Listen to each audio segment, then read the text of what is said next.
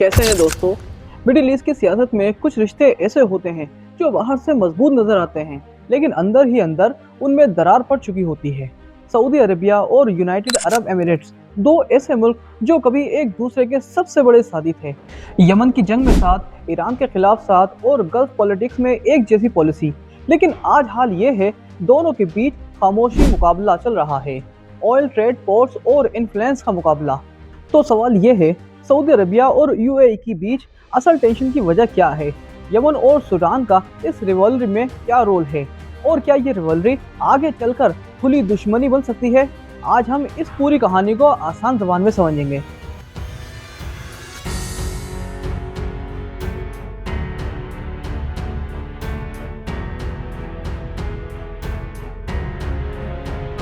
Saudi Arabia और United Arab Emirates आज भले ही साइलेंट रिवलरी में नजर आते हों, लेकिन एक वक्त था जब इन दोनों को मिडिल ईस्ट की सबसे स्ट्रॉन्ग पार्टनरशिप माना जाता था।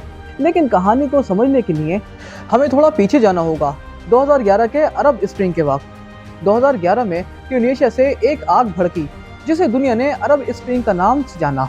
इजिप्ट, लीबिया, सीरिया, यमन, कई मुल्कों में लोग सड़कों पर आ गए, हुकूमतें गिरने लगी, सिविल वॉर शुरू हो गए और पूरे मिडिल ईस्ट में इंस्टेबिलिटी फैल गई। सऊदी अरबिया और यूएई दोनों मोनार्कीज हैं, यानी वहाँ रॉयल फैमिलीज रूल करती है। अरब स्प्रिंग ने इन दोनों हुकूमतों को एक बड़ा कर दिया। अगर प्रोटेस्ट और रिवॉल्यूशन का ट्रेंड गल्फ तक पहुँच गया तो उनकी स्टेबिलिटी भी खतरे में पड़ सकती थी। अरब स्प्रिंग के बाद एक और चीज़ सामने आई, मुस्लिम ब्रदरहुड जैसे पॉलिटिकल इस्लामिस्ट ग्रुप कई मुल्कों में पावरफुल होने लगे। इजिप्ट में मुस्लिम ब्रदरहुड की गवर्नमेंट बन गई। सऊदी अरबिया और यूएई दोनों को ये चीज़ पसंद नहीं थी, क्योंकि उनका मानना था कि पॉलिटिकल इस्लाम मोनार्की के लिए थ्रेट है। इसलिए दोनों मुल्क एक ही पॉलिसी पर एग्री हो गए, पॉलिटिकल इस्लाम को रिलीजन में स्ट्रॉन्ग नहीं होने देना। यही वो पॉइंट था जहां से सऊदी अरबिया और यूएई के स्ट्रेटेजिक पार्टनरशिप और स्ट्रॉन्ग होने लगी। मिडिल ईस्ट की सियासत में ईरान का नाम आना ज़रूरी है। सीरिया, इराक, लेबनान और यमन में ईरान का इन्फ्लुएंस बढ़ रहा था। यूएई को भी ईरान के इन्फ्लुएंस से कंसर्न था, खासकर पर्शियन गल्फ के ट्रेड रूट की वजह से। इसलिए सऊदी अरबिया और यूएई दोनों का एक और कॉमन गोल बन गया, ईरान के इन्फ्लुएंस को लिमिट करना। इस अलायंस को और स्ट्रॉन्ग बनाने में लीडरशिप का भी बड़ा रोल था। सऊदी अरबिया में मोहम्मद बिन सलमान उभर कर आए और यूएई में मोहम्मद बिन जायद एक पावरफुल लीडर के रूप में सामने आए। दोनों लीडर यंग थे, एम्बिशियस थे और दोनों की सोच मॉडर्न और एग्रेसिव फॉरेन पॉलिसी की तरफ थी। एक्सपर्ट कहते हैं कि उस वक्त मोहम्मद बिन जायद को मोहम्मद बिन सलमान का मेंटर भी माना जाता था और दोनों लीडर्स के बीच पर्सनल अंडरस्टैंडिंग काफ़ी स्ट्रॉन्ग थी। यही सिर्फ कंट्रीज ही नहीं, लीडर्स भी एक दूसरे के करीब थे। 2015 में यमन में सिविल वॉर शुरू हुई। जब यूती रिबेल्स ने कैपिटल सना पर कंट्रोल कर लिया, सऊदी अरेबिया को लगा कि अगर हुतीज स्ट्रॉन्ग हो गए तो ईरान का इन्फ्लुएंस सऊदी बॉर्डर तक पहुंच जाएगा। इसलिए सऊदी अरेबिया ने एक मिलिट्री कॉलिशन बनाई और यूएई उस कॉलिशन का सबसे इम्पोर्टेंट पार्टनर बना। यूएई ने अपनी स्पेशल फोर्स भेजी, साउदर्न यमन में ऑपरेशन किया और सऊदी लीड कॉलिशन का बैकबोन बन गया। उस वक्त दुनिया के एनालिस्ट लिख रहे थे कि सऊदी अरबिया और यूएई का अलायंस मिडिल ईस्ट के सबसे पावरफुल अलायंस बन चुका है। 2015 से 2017 तक सऊदी अरबिया और यूएई हर मेजर इशू पर एक साथ नजर आए। कतर ब्लॉकेड में दोनों एक साइड थे, यमन वॉर में दोनों एक साथ थे, ईरान के खिलाफ स्टेटमेंट में दोनों एक जैसी पॉलिसी फॉलो कर रहे थे। मीडिया में एक फ्रेज पॉपुलर हो गया था, सऊदी यूएई एक्सिस, यानी मिडिल ईस्ट में एक नया पावर सेंटर बन चुका था। लेकिन हिस्ट्री हमेशा एक जैसी नहीं रहती। यमन वॉर के अंदर ही अंदर पॉलिसीज अलग होने लगी थी और जो अलायंस बाहर से मजबूत लग रहे थे उसके अंदर कंपटीशन और मिसट्रस्ट धीरे धीरे पैदा हो रहे थे।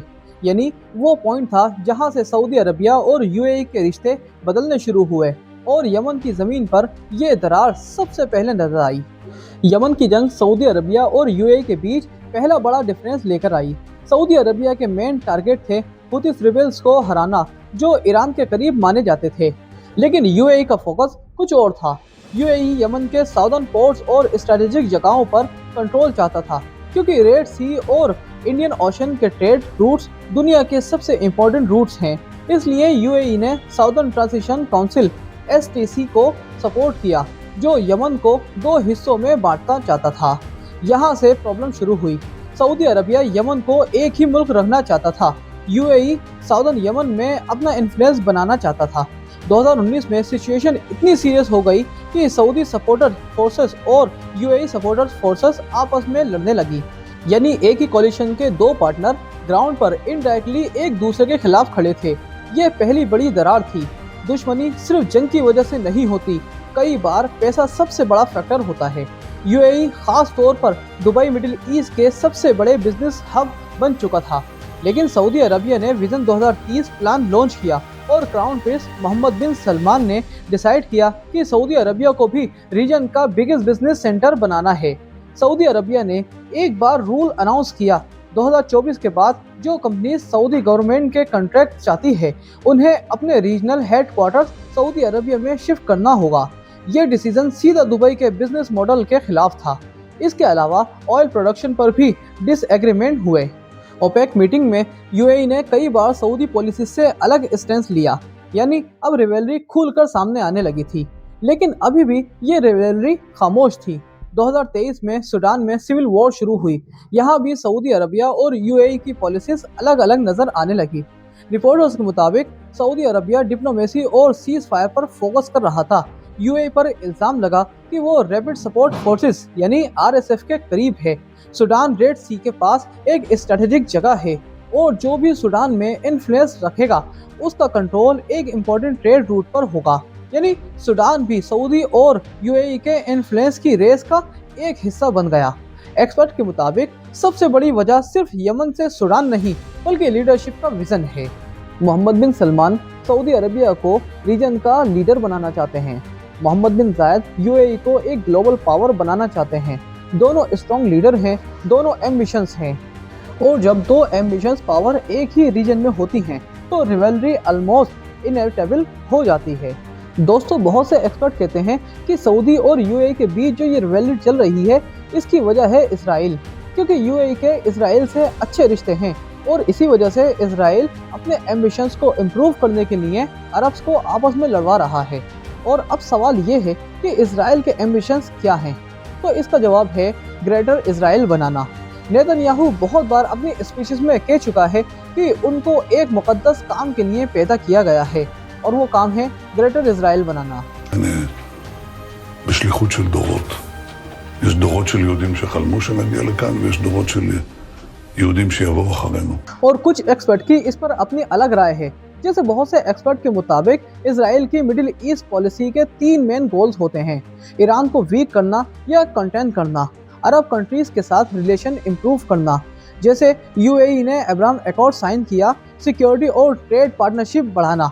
यानी इसराइल का फोकस ज्यादातर ईरान और अपनी सिक्योरिटी पर होता है, न कि सऊदी और यूएई को आपस में लड़वाना। पॉलिटिकल एनालिस्ट आमतौर पर 4 मेन रीजन बताते हैं। नंबर 1, लीडरशिप और एम्बिशंस। मोहम्मद बिन सलमान और मोहम्मद बिन जायद दोनों अपने मुल्क को रीजन का लीडर बनाना चाहते हैं। नंबर 2, इकोनॉमी और बिजनेस कंपटीशन। दुबई और रियाद दोनों मिडिल ईस्ट के बिगेस्ट बिजनेस हब बनना चाहते हैं। नंबर 3, यमन और सूडान जैसी कॉन्फ्लिक्ट में अलग पॉलिसीज। दोनों का अप्रोच अलग रहा जिससे मिसट्रस्ट बढ़ा। नंबर 4, ऑयल पॉलिसी और ओपेक डिसएग्रीमेंट। कई मीटिंग में दोनों का स्टैंस लग रहा था।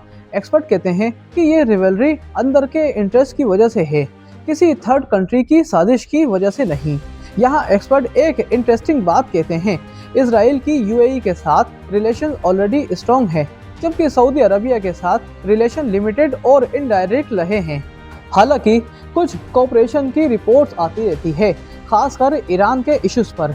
इसलिए इसराइल के लिए लॉजिकली ज़्यादा फायदा तब होता है जब गल्फ कंट्रीज स्टेबल और फ्रेंडली रहें, न कि आपस में लड़ते रहें।